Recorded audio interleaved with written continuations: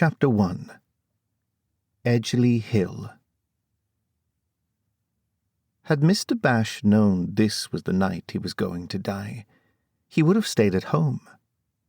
Instead, he found himself toiling up a winding lane with an ache in his back and both knees stiffened by the cold. His laboured breaths rose in swirling wisps of vapour, and he amused himself with the idea that there were shreds of his soul stealing away to warmer climates. The wooden cart he pushed squeaked and wobbled, rattling all the half-full boxes of pens and pencils.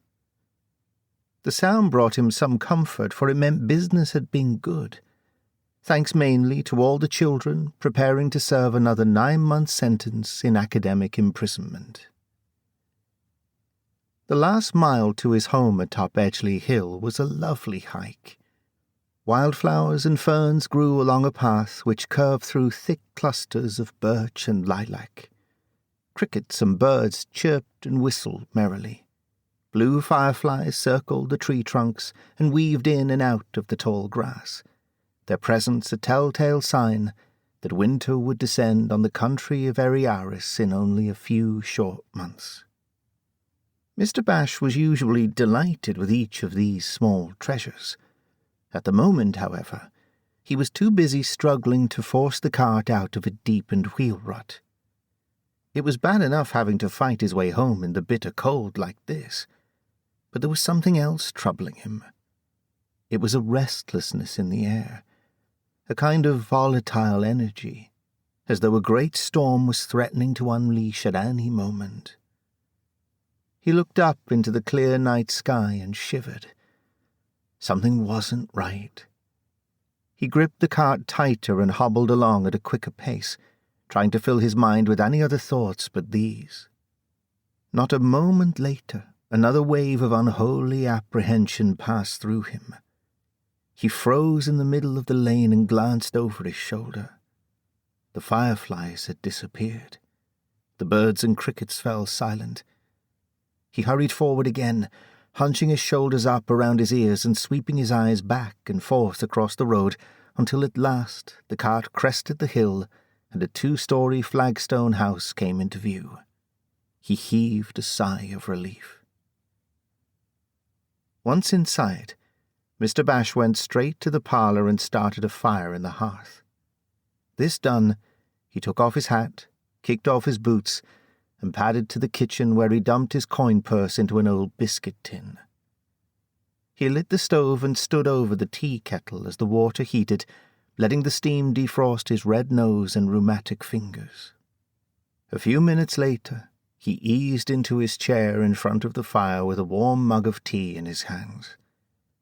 As his eyes fell to the numbing sight of the dancing flames, the haunting sense of disquiet and anxiety all but melted away. It was then that he recalled something peculiar. Reaching into the pocket of his waistcoat, he retrieved a small round piece of glass, no bigger than a common spectacle lens. It had given his cart some trouble when the front wheel had stopped up against it on his way into town that morning. At first he'd thought it only a piece of broken bottle half buried in the mud and had almost tossed it aside. But a second glance had stayed his hand. The glass was a pale shade of blue, thick and warped, rippling out from the centre like frozen waves on a pond. A thin line of gold rimmed its edge. He wasn't usually one for collecting useless trinkets, but he had stowed it in his pocket on impulse, quite forgetting it until now. As he stared at the glass against the flickering firelight, the ripples appeared to move. He touched a finger to its surface.